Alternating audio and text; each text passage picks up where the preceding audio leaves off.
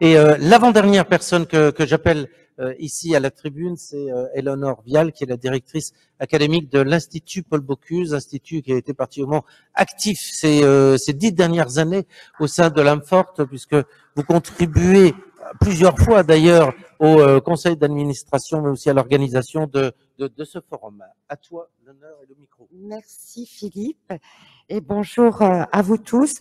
Alors ce que je voudrais vous dire très rapidement, en fait, c'est le plaisir que nous avons en tant qu'école, et nous sommes nombreux ici à être des représentants d'écoles, à contribuer à la formation de cette nouvelle génération de professionnels qui a été évoquée tout au long de ces discours particulièrement nourrissants.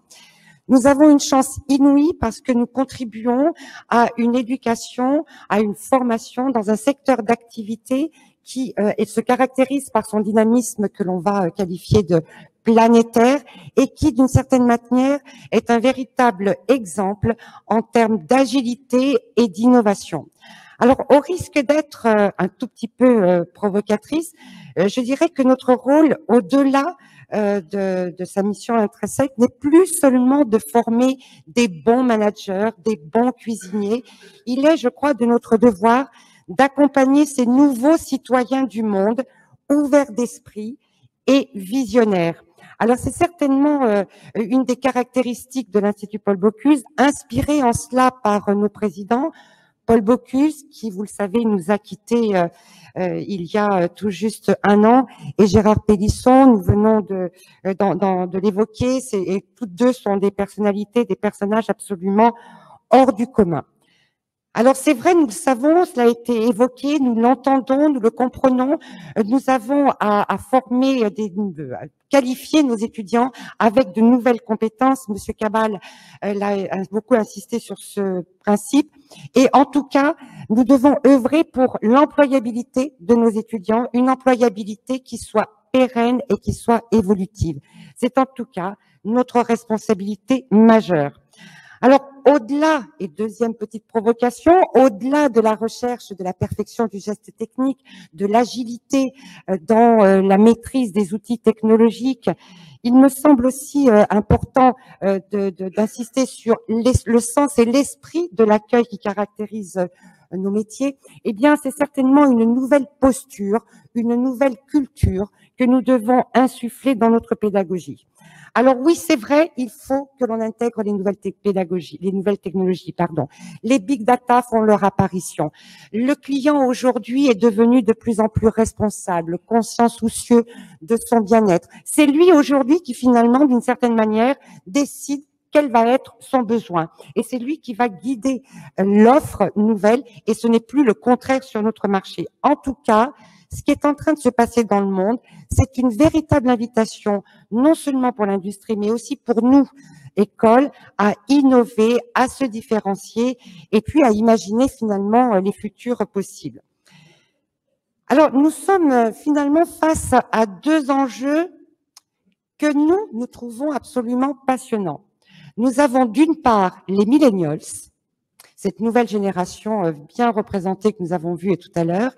Et puis, il y a ce monde fabuleux de l'industrie de l'hôtellerie, de la restauration et du tourisme qui est en profonde mutation. Ces millennials, on les dit zappeurs, impatients, on les dit aussi déconcertants. Nous, on les trouve quand même aussi un peu rêveurs. Ils sont engagés, ils sont responsables. Et ce qui est formidable, c'est qu'ils ont le sens du beau et du bon. Et puis en face, eh bien, il y a l'entreprise, il y a ce monde du travail, petite ou grande, internationale ou pas, de chaîne ou indépendante. En tout cas, c'est cette entreprise qui, si elle n'existait pas, ne pourrait pas accueillir nos étudiants. Elle est dans une préoccupation souvent bien légitime de pouvoir accueillir des collaborateurs performant le plus rapidement possible et en même temps elle se préoccupe de son quotidien, de ce qu'elle doit faire pour se maintenir, se différencier dans un marché qui est de plus en plus compétitif, de plus en plus agressif.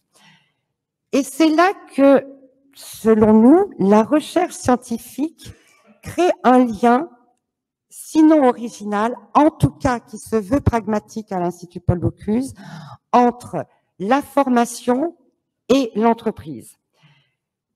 C'est vrai que pendant des années, à l'Institut Paul Bocuse, nous avons été convaincus qu'il suffisait d'écouter les besoins de l'entreprise pour faire évoluer nos programmes.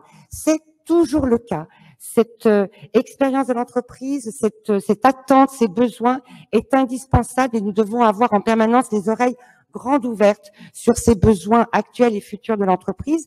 Mais l'expérience nous a démontré aussi que la recherche scientifique pouvait accompagner l'entreprise à évoluer dans ses pratiques, à évoluer dans son offre, à évoluer dans ses stratégies.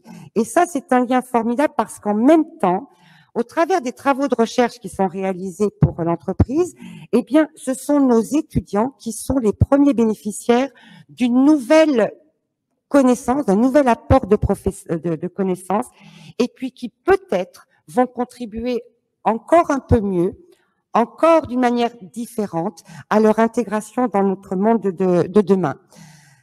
À l'Institut Paul Bocuse, finalement, c'est une véritable chaîne de valeur qui s'est installée au fil du temps et depuis une dizaine d'années entre la recherche scientifique, l'entreprise et la formation. Grâce à notre centre de recherche qui existe maintenant depuis 10 ans, qui allie à la fois un programme doctoral et la R&D. Et tout à l'heure, M. Frangeli parlait de pluridisciplinarité. Eh bien, c'est vrai que nos jeunes doctorants font de la recherche autour de thématiques de l'hôtellerie, de la restauration, du tourisme, des arts culinaires, et toutes les thèses sont soutenues par l'entreprise, une ou plusieurs entreprises, ce sont des demandes concrètes, et ça c'est extrêmement important pour être dans cette opérationnalité de la recherche. Et les thèses vont porter sur les sciences cognitives, les sciences de l'économie comportementale, ou encore les sciences de gestion, la nutrition. Donc il y a vraiment à l'Institut cette interdisciplinarité, un décloisonnement entre les disciplines et cette obsession, ou en tout cas cet objectif d'opérationnalité de la recherche.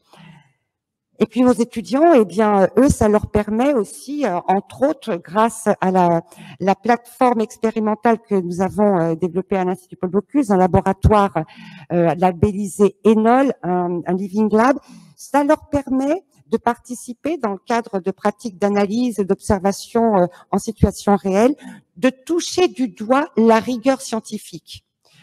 Tous ne vont pas faire de la recherche, mais tous en tout cas peuvent avoir une compréhension différente du pourquoi, du devenir des choses. Et puis, encore une fois, eh bien, c'est cette production de la connaissance qui doit les inviter à avoir une autre ouverture d'esprit. Et tout cela, eh bien, pour nous, c'est une invitation, c'est un tremplin permanent pour l'innovation, pour la créativité, et puis permettez-moi de dire aussi pour un peu rêver, parce que si nous rêvons un peu, nous pouvons partager avec nos étudiants les rêves, mais nous savons aussi les rendre accessibles à tous. Alors, pour conclure, je voudrais remercier les éminentes personnalités politiques, experts, professionnels qui sont intervenus grâce à l'âme forte. Merci Philippe de ce formidable, merci Madame, ce formidable parterre d'intervenants, parce que vous nous rappelez que nous devons rester particulièrement humbles par rapport à l'immensité de notre tâche, mais croyez-moi, mesdames, messieurs, vous n'avez fait que nourrir notre grande détermination à vous donner le meilleur, parce que nous sommes dans un secteur qui nous fait vibrer jour après jour. Je vous remercie. Bravo, Léonore.